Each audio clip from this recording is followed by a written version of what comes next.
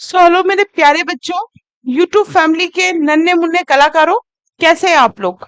कलाकार इसलिए बोल रही हूँ कि कलाकार ही हैं आप लोग, है ना। जो हर रोल को प्ले करे वो कलाकार। अभी आप एक स्टूडेंट का रोल प्ले कर रहे हैं, अच्छे से पढ़ाई कर रहे हैं, तो आप पढ़ने के मामले में कलाकार हो गए। ठीक है, तो समय को वेस्ट नहीं करते हैं। जैसा कि आप सभी को पता है कि अभी जो हमारी क्लासेस चल रही थी वो यूट्यूब पर मैथ्स की क्लास चल रही है, थी नहीं, चल रही है।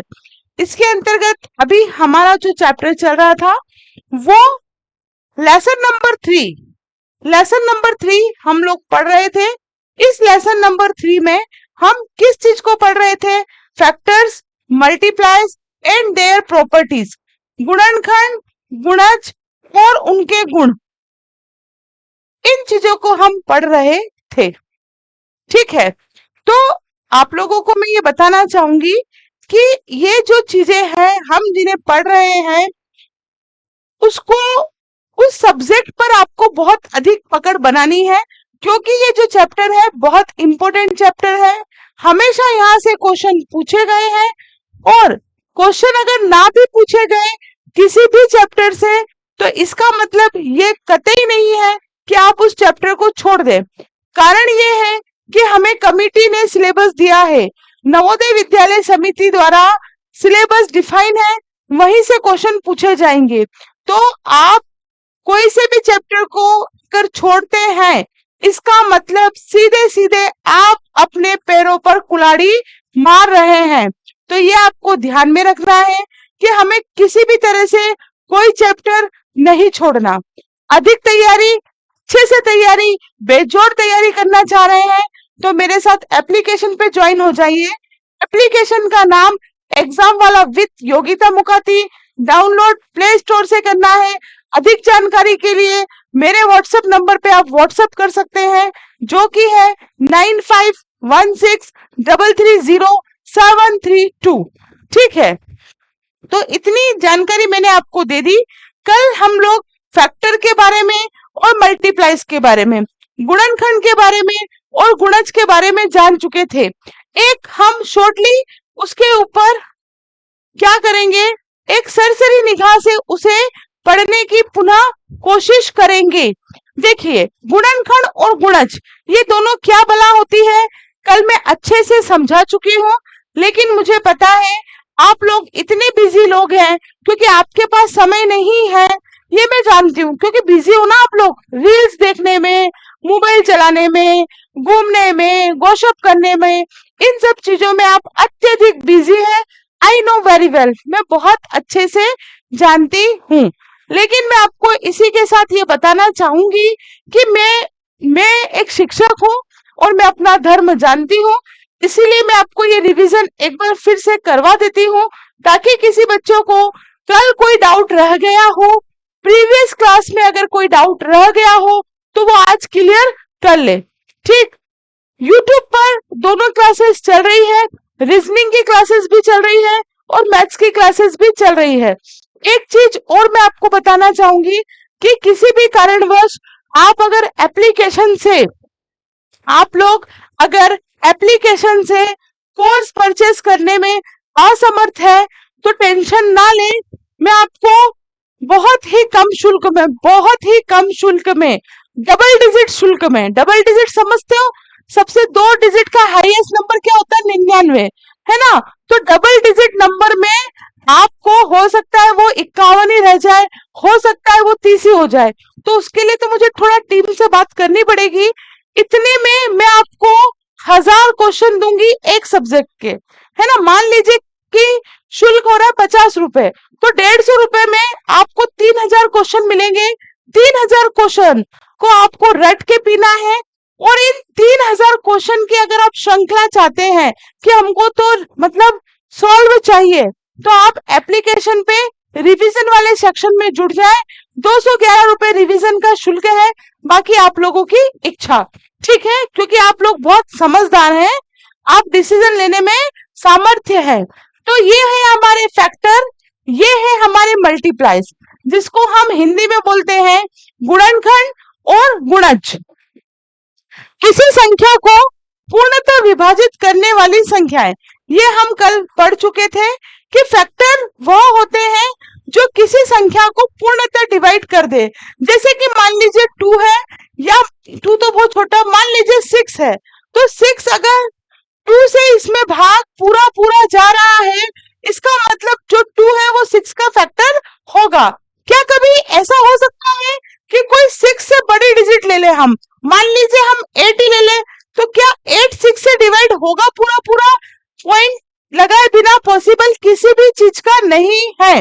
तो इसका मतलब ये है कि जो फैक्टर होंगे, जो नंबर आपको दिए हुए हैं, उससे कदापि बड़े नहीं होंगे, ठीक है। वहीं अगर हम मल्टीप्लाइज की बात करें, तो कल मैंने आपको बहुत अच्छे से समझाया था।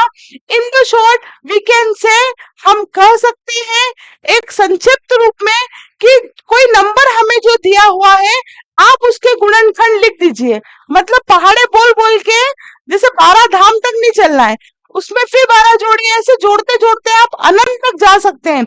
इसका मतलब गुणक जो होते हैं मल्टीप्लाइज के, मान लीजिए 2 के हमको मल्टीप्लाइज लिखना है, तो कैसे लिखेंगे? 2 4 6 8 10 डैश डैश डैश, दो दो जोड़ के आप अनंत तक जा सकते हैं, ठीक है। तो इसका मतलब मल्टीप्लाइज दिए हुए नंबर से बड़े भी हो सकते हैं और बराबर भी हो सकते हैं, ठीक है। ये चीजें मैं कल आपको पढ़ा चुकी थी। 2 मिनट का टाइम है, आप इसको रीड कर सकते हैं।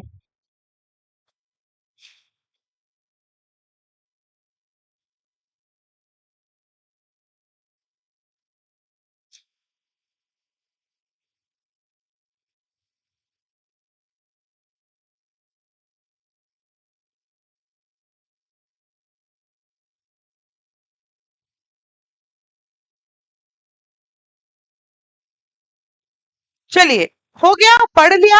अगर नहीं पढ़ पाए किसी कारणवश, तो आप पुश करके इन चीजों को देख सकते हैं। लो, बाहर आ गए भैया, बाहर आ गए भैया जी। अब क्या करें मैडम? कुछ नहीं करें, ढूंढो कहाँ पर है चैप्टर। जस्ट वेट, कोई दिक्कत नहीं, फिर से आ जाएंगे, टेंशन नहीं लेने का, ठीक। तो ये चीजें हम कल पढ़ चुके थे। कल हमने उभयनिष्ठ फैक्टर में आपको पढ़ा रही थी, और मैंने कहा था कि अगर आज मैं इसको बता दूंगी तो सब आपके घिचड़ पिचड़ हो जाएगा दिमाग के अंदर। तो उभयनिष्ठ फैक्टर वो फैक्टर होते हैं जो दी हुई संख्या में कॉमन हो। पढ़ देती हूँ, फिर समझा देती हूँ। 12 और 18 संख्याएं हैं, तो इनके उभयनिष्ठ गुणनखंड 1 2 3 6 है, क्योंकि ये सभी संख्याएं 12 और 18 दोनों को बिना किसी शेषफल के विभाजित कर सकती हैं। अभी हम इसके सवाल करेंगे, तब आप और अच्छे से समझ जाएंगे। Common factor means a number in 2 or more numbers which can divided in these number without any remainder, ठीक है। समझ में नहीं आया, टेंशन मत लो, अभी इसका प्रैक्टिकल एक सवाल आपको मैं समझा देती हूँ, तो आपको अच्छे से समझ में आ जाएगा। टेंशन नहीं लेने का, जीवन में कभी भी टेंशन नहीं लेने का। अब जैसे कि यहाँ पर एक क्वेश्चन है, कॉमन फैक्टर में आपको समझा रही हूँ। कॉमन फैक्टर के साथ ये चैप्टर की समाप्ति हो जाएगी। फिर हम कुछ रिवीजन के सवाल करेंगे, ताकि आपके दिए हुए दिमाग में जो जाले हैं वो साफ हो जाएं, है ना। नेक्स्ट क्लास जो रहेगी वो रिवीजन के रिगार्डिंग ही रहेगी। 12 और 16 में उभयनिष्ठ गुणनखंड कौन कौन से हैं? What are the common factor in 12 and 16? 12 और 16 में उभयनिष्ठ गुणनखंड कौन कौन से हैं? तो पहले 12 के गुणनखंड लिखेंगे हम, फिर 16 के फैक्टर, है ना। तो किस किस से पूरा पूरा जा सकता है? 1 से, 2 से, 3 से भी जा सकता है ना, 3 से जा सकता है ना, 3 चौक 12 होता है। फिर 4 का 4, 4 दूनी 8, 4 तिया 12। फिर 6 से, 7 से नहीं जाएगा, 8 से नहीं जाएगा, 9 से नहीं जाएगा, 10 से भी नहीं जाएगा, दे के देख सकते हैं, 2 बच जाएगा, 11 और फिर 12। इसी तरह 16 के कौन कौन से हो सकते हैं? 1 तो रहेगा, 2 8 16, 3 चौक 12, तीनों पंजे 15, 3 छंग 18, 3 नहीं होगा, 4 4 जा 16, 5 नहीं होगा, 6 नहीं होगा, क्योंकि 6 से पूरा पूरा डिवाइड होना चाहिए। अब जैसे मैंने कहा 6 नहीं होगा, तो उसका कारण क्या है कि हम डिवाइड करेंगे और नीचे कुछ ना कुछ बच जाएगा। तो 6, 6 1 जा 6, 6 2 जा 12, 6 3 जा कितना हो रहा है 18। ठीक है, तो 3 टाइम्स में तो जाएगा नहीं, 6 2 जा कितना हो गया 12 हो गया। कितना बचा 4 बचा, 4 बच रहा है, 4 बच रहा है, जबकि नीचे कुछ भी नहीं बचना चाहिए। इट मींस ये 6 से नहीं होगा। हम आगे चलते हैं, 7 से भी नहीं होगा, 8 से, 8 1 जा 8, 8 2 जा 16, 9 से नहीं होगा, 10 से नहीं होगा, 11 से नहीं होगा, 12 से नहीं होगा, 13 से नहीं होगा, 14 से नहीं होगा, 15 से नहीं होगा, और 16 खुद। जैसे मैंने बोला 15 से नहीं होगा, तो ये बात आपको समझ में आ रही है कि 15 क्यों नहीं होगा। 15 इसलिए नहीं होगा कि 15 में अगर हम डिवाइड करते हैं, 16 से 16 का भाग लगाते हैं, तो 15 1 जा 15 और नीचे बचा 1, इसलिए नहीं होगा। ठीक है, नीचे 0 बचना चाहिए, वो सब संख्याएं आप यहाँ लिख सकते हैं। तो अब इन दोनों के कॉमन फैक्टर बताना है आपको, उभयनिष्ठ गुणनखंड। तो जो दोनों में आपको दिए हुए हैं, और क्या दिया हुआ है, 4 भी आपको दिया हुआ है, सॉरी 4 है ना, 4 भी आपको दिया है, 3 इधर है, नीचे नहीं है, 8 भी नहीं है, 16 भी नहीं है, 12 भी नहीं है। तो कौन कौन से हो गए 1 2 4। तो क्या 1 2 4 हमें दिए गए ऑप्शन में है? हम देखेंगे क्या 1 2 4 हमें दिए गए ऑप्शन में है, तो जी मैडम है, ये हो गए आपके 1 2 4। चलिए 48 और 11 के उभयनिष्ठ गुणनखंड, 48 और 11 के उभयनिष्ठ गुणनखंड। तो 48 के कौन कौन से हो सकते हैं और 11 के, तो 48 का 1 हो सकता है। ठीक है, उसके बाद अगर आप 2 से देंगे तो 2 से भी चला जाएगा, 8 9 10 11 12, 3 से भी चला जाएगा। अब ये बड़ी संख्या है तो बहुत आगे तक जा सकती है, लेकिन अगर हम 11 की बात करें तो 11 या तो खुद के टेबल से जाएगा या 1 से जाएगा। अब चूंकि 11 यहाँ है, 11 यहाँ नहीं आ सकता, क्योंकि 11 इससे पूरा पूरा डिवाइड नहीं होगा। 11 4 जा 44, नीचे बच गया 4, मतलब आगे इधर लिखने से कोई मतलब ही नहीं है। इसमें एक ही फैक्टर कॉमन होगा, वो होगा 1। ठीक है, चलिए आगे चलते हैं। 3 और 6 के प्रथम उभयनिष्ठ गुणज, 3 और 6 के, 3 और 6 के, 3 और 6 के, बताइए कौन सा होगा 3 और 6 के प्रथम, प्रथम 5 है ना, प्रथम 5 ऐसा लिख लो। ठीक है, तो उभयनिष्ठ गुणज मतलब मल्टीप्लाइज पूछ रहा है वो, 3 एकम 3, 3 दूनी 6, 3 तिया 9, 3 चौक 12, तीनों पंजे 15। 6 के देखेंगे अगर हम, तो 6 का 6, 6 दूनी 12, 6 तिया 18, 6 चौक 24। अब यहाँ पे ध्यान रखना, मैंने तो 5 मन से लगा दिया है, ये भी बताऊंगी, दोनों बताऊंगी, 1 2 3 4 5, 1 2 3 4, 6 5 30। अगर प्रथम सिर्फ एक ही पूछ रहा, दोनों में कॉमन क्या है 6 ही है, तो इसका आंसर क्या हो जाएगा 6। लेकिन वो प्रथम 5 के पूछ रहा है, तो हमको पहले क्या यहाँ पे गुणज पूछ रहा है, वो मल्टीप्लाइज। मल्टीप्लाइज में मैंने आपको बताया था कि आपको टेबल लिखनी है, तो हमने 3 की टेबल लिख दी, हमने 6 की टेबल लिख ली। प्रथम 5 उभयनिष्ठ गुणनखंड कौन कौन से हो जाएंगे, एक तो 6 हो जाएगा, उसके बाद 12 हो जाएगा, उसके बाद कुछ भी नहीं होगा। तो अगर प्रथम की बात 5 की करें तो दो गुणनखंड, दो गुणज हमको निकल के आएंगे 6 और 12। ठीक है, चलिए 20 और 28 के प्रथम उभयनिष्ठ गुणज, जल्दी से ऑप्शन पढ़िए और मुझे कमेंट करके बताएं। वीडियो को लाइक कर दो, वीडियो को सभी लाइक कर दो, इतना निवेदन है आप लोगों से कि वीडियो को लाइक कर दें, हो सके तो अधिक से अधिक लोगों तक शेयर कर दें। अदरवाइज कोई बात नहीं, आप इसे लाइक तो कर दें, पाप थोड़ी ना चढ़ेगा आप लोगों को।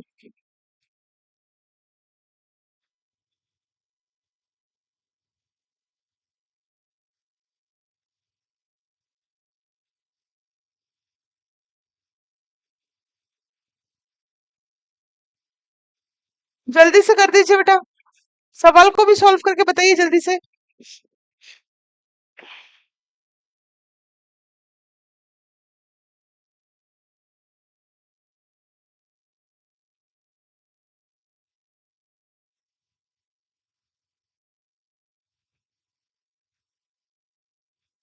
एक सेकंड है, मैं कैमरा देख रही हूँ। कैमरा उधर है, शूट हो रहा है वो देख रही हूँ। नहीं तो बोलेंगे मैडम कैमरा तो इधर होना चाहिए।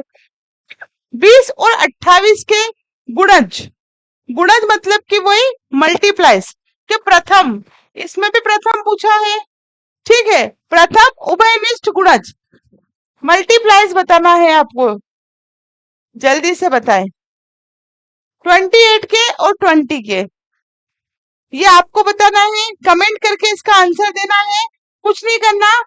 इस क्वेश्चन में बेटा मिस्टेक है, सॉरी, 20 और 28 दिया है, इसमें मिस्टेक है, ये क्वेश्चन नहीं करना है, इसको स्किप करो।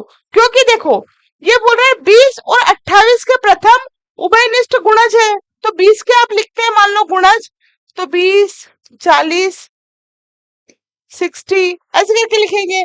28 की अगर आप टेबल बनाएंगे कितना हो जाएगा, 28 टू जा 56 आई थिंक, है ना।